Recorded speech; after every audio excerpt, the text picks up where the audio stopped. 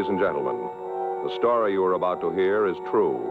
The names have been changed to protect the innocent. Dragnet is brought to you by Chesterfield, made by Liggett and Myers. First major tobacco company to give you a complete line of quality cigarettes.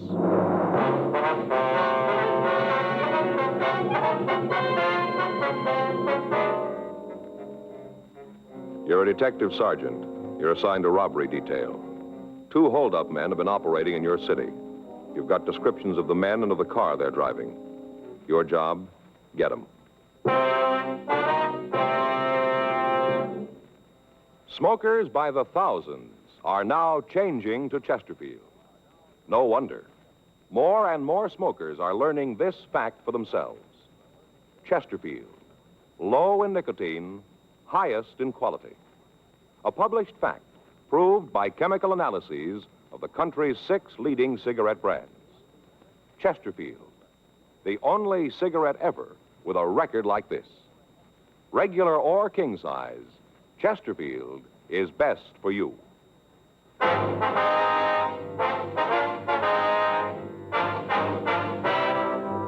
Dragnet, the documented drama of an actual crime. For the next 30 minutes, in cooperation with the Los Angeles Police Department, you will travel step by step on the side of the law through an actual case transcribed from official police files. From beginning to end, from crime to punishment, Dragnet is the story of your police force in action.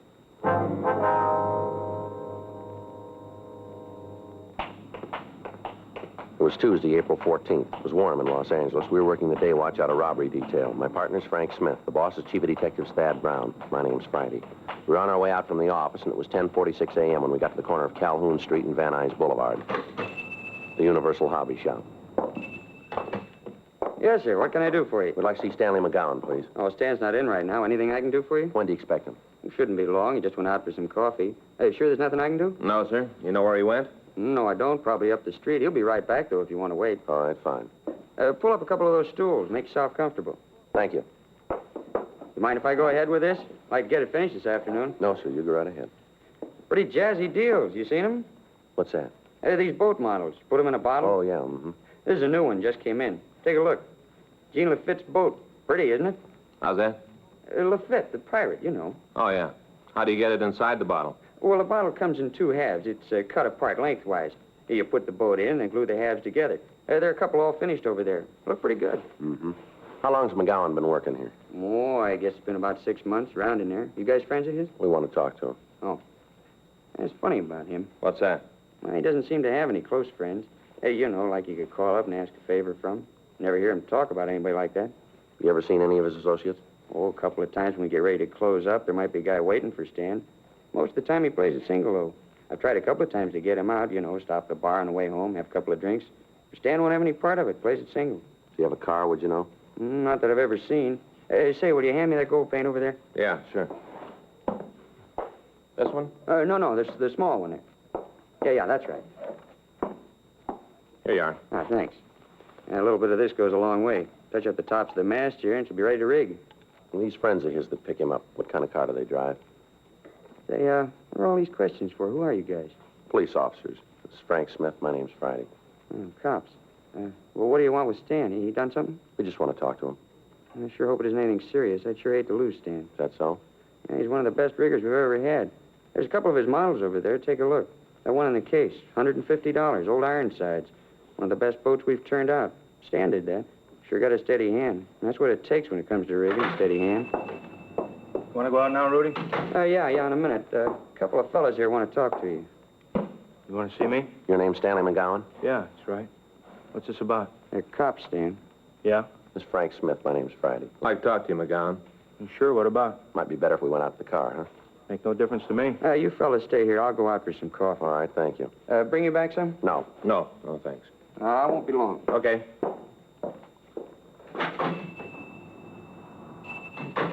What are you going to talk to me about? You seen Jim Boland lately? No, I haven't. When'd you see him last? A couple months ago. Why? Where'd you see him? He come in here, wanted to know if I could help him out, give him a job, place to sleep. Did you? No, I told him he could bunk at my place for a couple of days till he got squared away. Nothing I could do about a job. Why'd he come to you? I don't know. I met him at Q. Didn't have much to do with him. Hey, why'd you guys come to me? What makes you think I might be running with him? We didn't say you were. Same thing. You figure I know where he is? Well, the record says you knew him. We're just checking it out. I got nothing to do with him. I'm reporting every month. You check with my parole officer. He'll tell you. I've been carrying the bucket since the day I got out of the joint. I'm going to keep on carrying it. We got no beef with you, McGowan. We just want to get in touch with Boland. I'm sorry. There's nothing I can do to help you out. Anything comes up, I'll give you a call. You mention any of his friends in town when you saw him? Some guy named Phil, that's all. You know who he is? No, I never met him. Jim said they were cooking up some kind of deal. You know what it was? No. Look, I'd like to feed you guys, but there's nothing I can tell you. As far as I'm concerned, I want to stay away from Jim and the crowd he runs with. I want no part of him. I did my time. Couple more months, I'll finish up with the parole. I don't want to fall again. Nothing you can tell us about this guy, Phil, huh? Not a thing. You know where he met Boland? Seems like Jim mentioned it. I think it was some bar down on West 7th. It's just a guess, though. I couldn't back it. You know if Phil drove a car? Yeah. You know what kind? It seems like it was a Lincoln, a late model sedan. How about the color?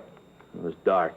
I saw it once when he came by to pick up Jim. It was nighttime. I couldn't tell too good. It was just a dark color. Where was this? My place? I told you Jim bunked with me a couple of days right after he got in town. He just said you offered to let him stay with you, is that right? Well, same thing. Anyway, he was only there a couple of days. Say where he was going? No, I didn't see him. Him and me had a beef about how he wasn't looking for a job.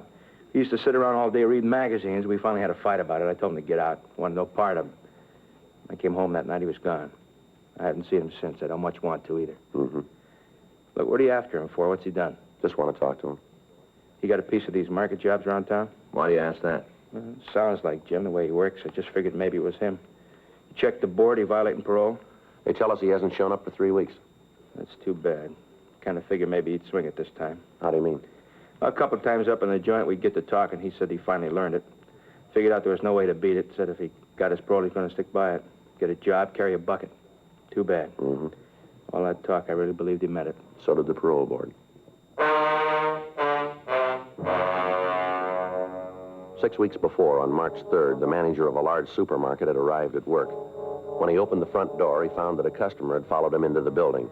When the manager told the person that the store wasn't open for business yet, the man had drawn a gun and demanded that the safe be opened. The manager complied, and after taking $1,400 from the safe, the thief had fled. The manager was able to give us a good description of the hold-up man and an accurate description of his car. He was unable to give us the license number, and he could tell us little about the man who remained in the car. Immediate broadcasts were gotten out on the thieves, but they'd apparently made good their escape. On March 12th, the procedure was repeated. Again, we were able to get good descriptions, but we were unable to come up with the suspects. In the following 4 weeks, the thieves hit 5 more times. Each time, the M.O. employed was the same. The descriptions from each of the victims tallied with those that we'd already gotten. The description of the car was the same. This information was turned over to the stats office for compilation. Their findings listed 14 possible suspects. The packages of these men were pulled from R&I, and the mug shots were shown to the victims. In each instance, one picture was picked as bearing a close resemblance to the hold-up man. The prime suspect was identified as James Boland, WMA, 32 years old. He'd been arrested twice for violation of Section 211 of the Penal Code. He'd been convicted once and had been sentenced to San Quentin for a period of from 5 years to life. However, at the prison, his behavior and attitude had been good, and he'd been paroled on February 19th, 10 days before the first holdup. We'd found that Boland had violated his parole and was wanted by the state adult authority. A check of his friends netted us no new information. His relatives could tell us nothing about his whereabouts. The legwork continued. Informants were questioned, but were of no material aid. Saturday, April 18th, 8:46 p.m. I'd just gotten home from work, and I was unlocking my front door.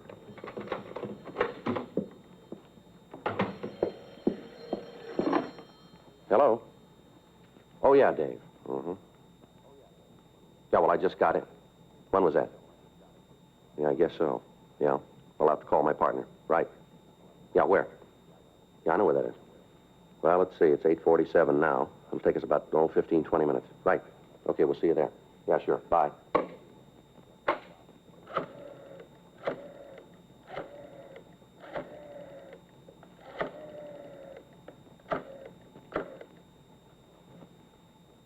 Hello, Fay? Yeah. Frank there yet? What if I could talk to him? Yeah. Oh, Frank? I just got a call from Dave Hyde. Yeah. Says he wants to see us right away. Bar down on 6th Street. Yeah. No, all the way downstairs. Okay. What? Yeah. No, he says he knows where we can find Jim Boland. 10 minutes later, Frank picked me up, and we drove down to the cocktail lounge that our informant, David Hyde, had picked as a meeting place. When we walked in, we couldn't see Hyde, but the bartender told us that he was in one of the rear booths. We walked back. Hi, fellas. Sit down. Hi, Dave. Hi, Dave. What do you got for us? Lousy bum. All the things I did for him. All the things, and now he's got a chance to settle up, and he says he's having no part of me. You talking about Boland? Bowling. What a bum. All I done for him, this is the way he pays me back.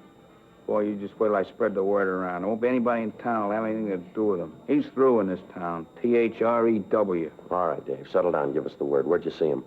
Bar over on 7th. Big man now. Got a roll. Looks like a branch of Fort Knox. A lot of money, but he's too good for his old friends. Too good. Say, how about you fellas popping for a drink for a pal, huh? How about it? You've had enough. Come on. Why'd you see Boland? Just this morning, big man. Got good clothes, driving a big car.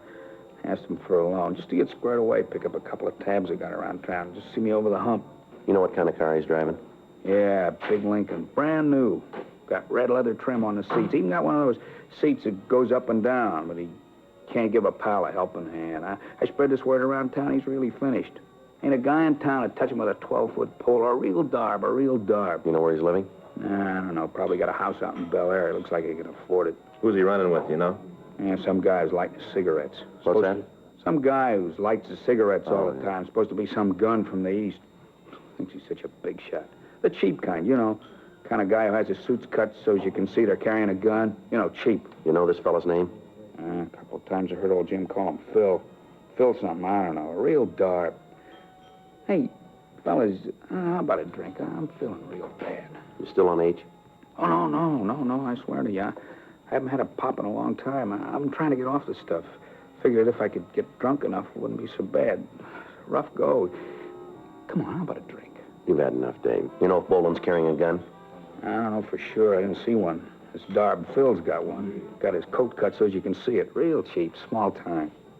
You want to show us where you saw Boland? I'll take you there if I have to carry you on my back. What a way to treat a friend. All the times I've helped him when he's had a bad yen, and now he treats me this way. Real dog in a manger.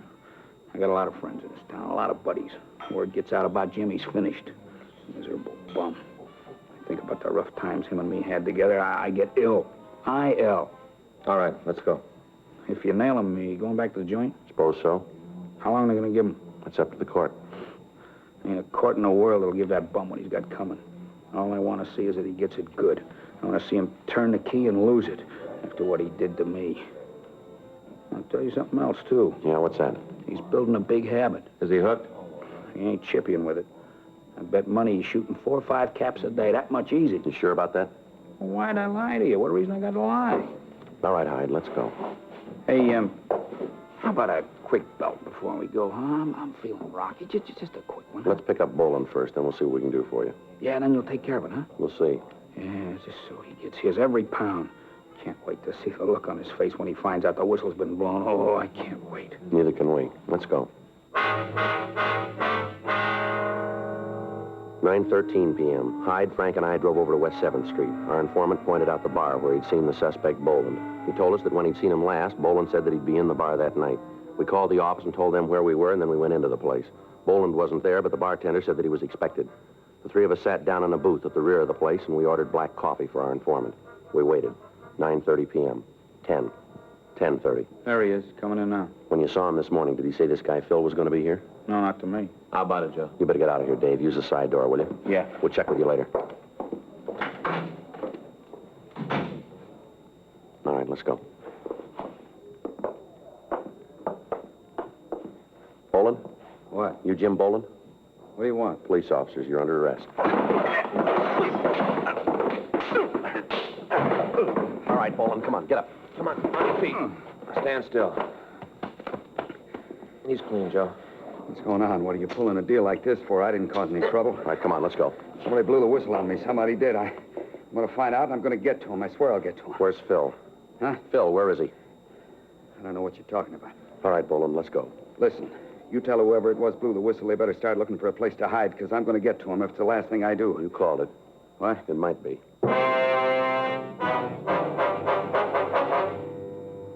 10:14 p.m. We returned the suspect to the city hall and questioned him. He refused to admit any complicity in the holdups. He refused to tell us who Phil was.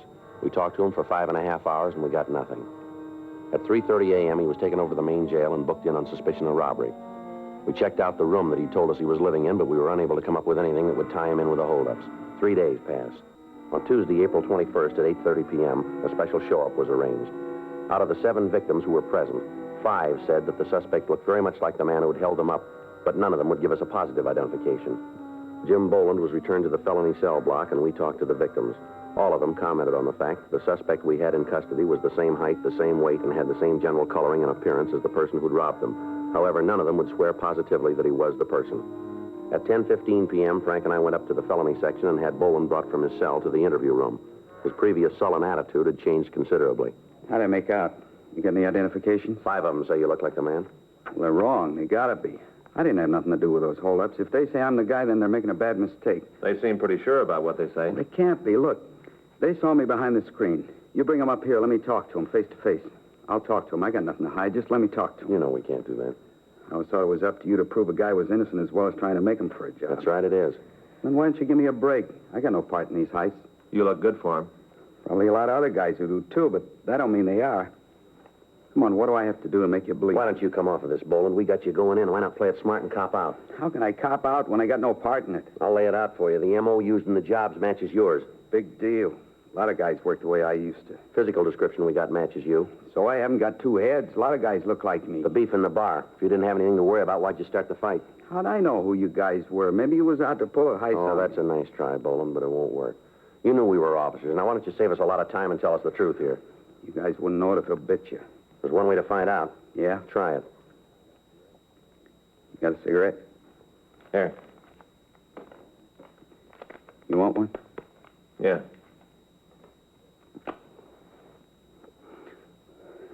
Okay. I'll level with you. I figured you was after me for PV. I didn't have any idea about the 211 rap. That why you started the fight? I swear it is. How about the money you got? Where'd it come from? I got real lucky with a pair of dice. You expect us to believe that? That's the way things are. Where'd you hit the luck? I can't tell you that. It wouldn't help any. Give you an alibi. Either you believe it or you don't. That's the way it was. I'm trying to level with you. We got a rumble that you're back on H. Now, how about that? Where'd you hear that? We heard it. Yeah. Well, you tell them I haven't had a pop in over 4 years. Not since I went up the joint. How about this Lincoln you're driving? Don't belong to me. Who owns it? Phil? Now we're back to that. You going to tell us who Phil is? Listen, the guy's a friend of mine. I don't want to bring nothing down on him. He's leaving you way out in the cold. I suppose so. Well, if I tell you, he won't know, will he? Not from us. Okay? Name's Phil Spence. How well do you know him? Say hello to, buy him a drink, that's all. It's not the way we get it. I don't care how you get it. That's the way it is. This Spence, you ever fallen? I hear yes. What for? 211, ADW. Where?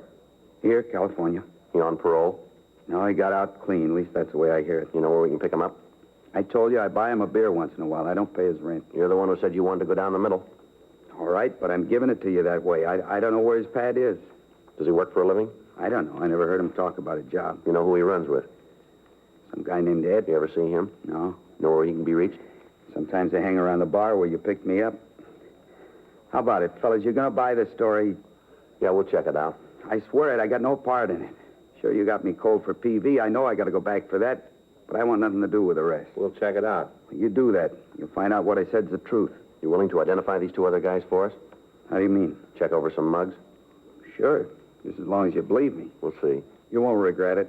A lot of things I can tell you if you get me out of this. A lot of information I can give you. Let's go.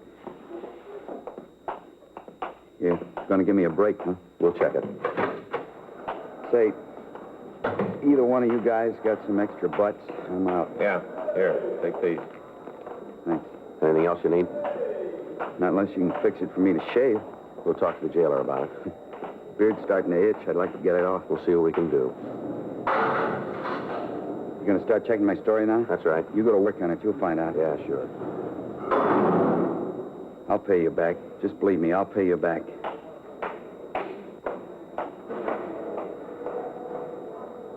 Figure he's telling the truth? It's hard to say. The identifications weren't too sure. Everything else is. There's only one way. Yeah. Check him out.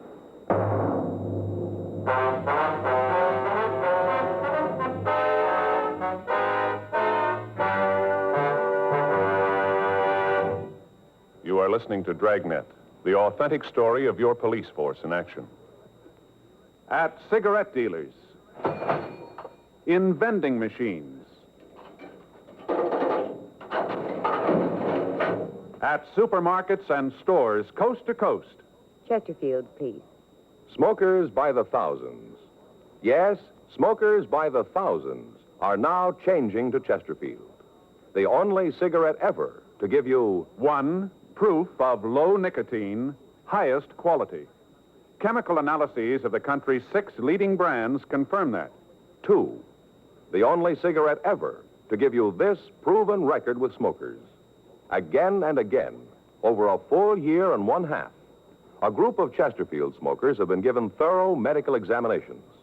The doctor's reports are a matter of record. No adverse effects to the nose, throat, and sinuses from smoking Chesterfield. A responsible independent research laboratory supervises this continuing program. Chesterfield, the only cigarette ever with a record like this. Chesterfield, best for you.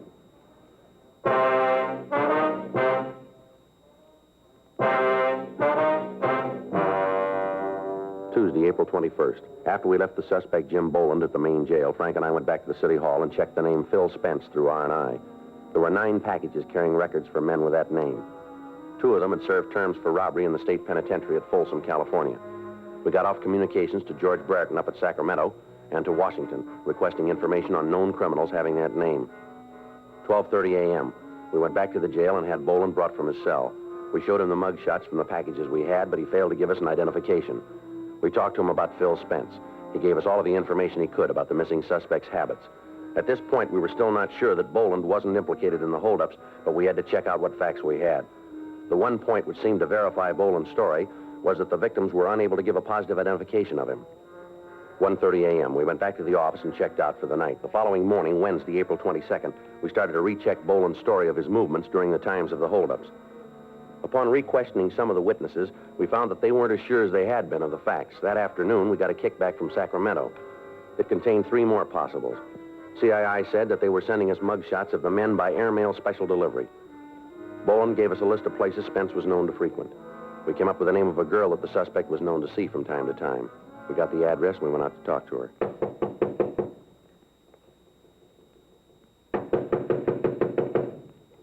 Doesn't look like she's home. We better check with the manager, huh? Yeah. Yeah? You Jane Schofield? Why? We'd like to see her. Who are you? Police officers. Come in. I'm her. What do you want? I'd like to ask you a few questions. Oh, I figured that. Move some of those clothes and sit down. Can I get you anything? Drink, maybe? No, ma'am, thanks. thank you. All right. What do you want to talk about? How long's it been since you've seen Phil Spence? Who says I know him? We understand you know him pretty well. I've gone out with him a couple of times. That's the end of it. When'd you see him last? A couple of days ago. Monday night, I think. You know where he is now? No. You know where he lives? Some hotel over on Flower. You know the name of the place? No. You ever been there? No. You know what Spence does for a living? I don't know. Got some kind of a job, I guess. He ever talk to you about what he does? I told you I just been out with him a couple of times. I didn't ask for his birth certificate. I just said I'd go out with him. What are all these questions about anyway? What do you want to talk to Phil about? It's a personal matter. What kind of trouble is he in now? You been in trouble before? I don't know. Just with you cops around, must be something he's done. Spence got any close friends that you know of? Couple. You know who they are? One of them is a guy named Jim something. How about the rest? Fellow he calls Ed. What do you know about Ed? Not much. Is he in it, too? Ma'am? He mixed up in this personal thing you want to talk to Phil about? Maybe. Never did like him. I always figured he'd end up getting Phil in trouble. Phil see quite a bit of him? Yeah. I think he's maybe in some kind of business deal with Ed. You ever say what the deal was? Not to me. One night a couple of weeks ago, he got real looped, and him and Phil were talking about it. What'd they say? I don't know. Phil told me to go powder my nose. I don't know what they said. And how do you know what they talked about? Because when I came back, I heard Phil say something about how the deal was going to work out all right. Then he saw me, and they shut up. Phil owns a car, doesn't he? Yeah, a new Lincoln. You ever let anybody else drive it? Ooh, once in a while, he lets Jim take it. Not often. Phil's kind of touchy about the car. Say, how'd you fellas know about me? Routine. Checking Phil out. Your name came up. Oh, that's all, huh? Ma'am? I'm not mixed up in it. You can answer that better than we can. Yeah. Well, I want you to know that I'm not. I got nothing to do with Phil. Mm-hmm. I mean it. I just met the guy. I had a couple of dates with him. He's hung up in something. I got nothing to do with it. You got to believe that. When are you going to see Spence again? Well, you believe what I tell you, don't you? If he's in trouble, I got no part of it. When are you going to see him again, lady? You mean when have I got a date? Yes, ma'am. Tomorrow night. He's going to pick me up when I get through work. Where's that? Bar down in Olympic. I'm a hostess there. Is that where you met him? Yeah, he came in one night. We got to talk. He asked me for a date. I don't want you to get the wrong idea about it, though. Ma'am? Well, about how I met him. I don't usually go out with the customers. Boss doesn't like it. It's just that Phil seemed kind of different. That's the reason I went out with him. I want you to get that straight. Mm-hmm. Just a minute. Expecting anybody? No, I don't know who it is. Want me to open it? Yeah, go ahead. What took you so long, honey? I got company, Phil. I know. I don't think so. Hi. You Phil Spence? Yeah, who are you? Police officers would like to talk to you. What about? Might be better if we went downtown. For who? What? I don't want to go downtown. You don't have much to say about it, mister. It's a pinch? If it makes you happy, mark it down that way. You want to shake him, Frank? Yeah. Get away from me, cop. What are you doing breaking up my place? Get out of here! Get out of here and take that cheap bum with you! All right, come on, get out. Come on, get out. You get out of here. Lousy deal. Get out of here, my deal, coming in and breaking up a girl's apartment. Who's going to pay for all this? Who's going to make it right? Just look at the place. Oh, shut up.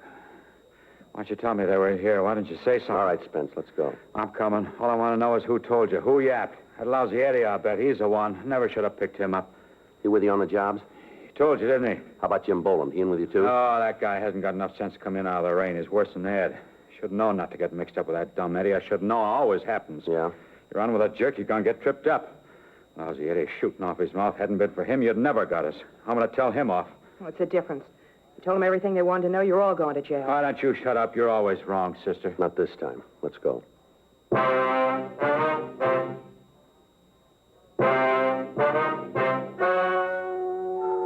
story you have just heard is true. The names were changed to protect the innocent. On August 13th, trial was held in Department 92 of Superior Court of the State of California in and for the County of Los Angeles. In a moment, the results of that trial. Now, here is our star, Jack Webb. Thank you, George Fenneman. Well, this is brief, but I think very much to the point. Chesterfield is the only cigarette that gives you proof of low nicotine, highest quality. That's what I want in my cigarette, and that's what you should look for in yours. Chesterfield, regular or king size, best for you. Try 'em.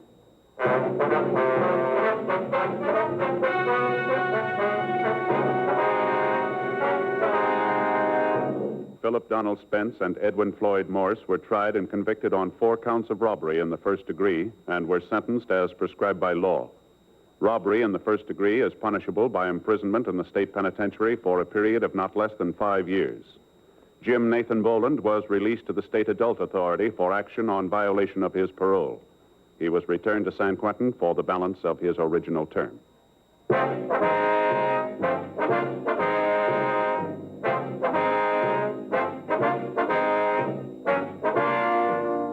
You have just heard Dragnet, a series of authentic cases from official files. Technical advice comes from the Office of Chief of Police W.H. Parker, Los Angeles Police Department. Technical advisors, Captain Jack Donahoe, Sergeant Marty Wynn, Sergeant Vance Brasher. Heard tonight were Ben Alexander, Herb Vigran, Vic Perrin, Michael Ann Barrett. Script by John Robinson. Music by Walter Schumann. Hal Gibney speaking. Watch an entirely new Dragnet case history each week on your local NBC television station. Please check your newspapers for the day and time. Chesterfield has brought you Dragnet, transcribed from Los Angeles.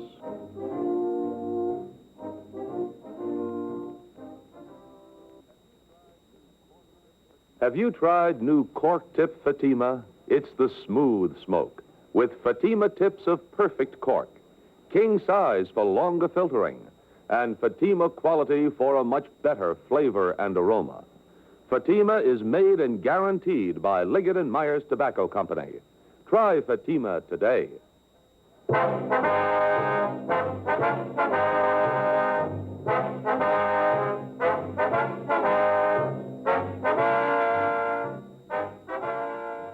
Hear Frank Sinatra as Rocky Fortune tonight on the NBC Radio Network.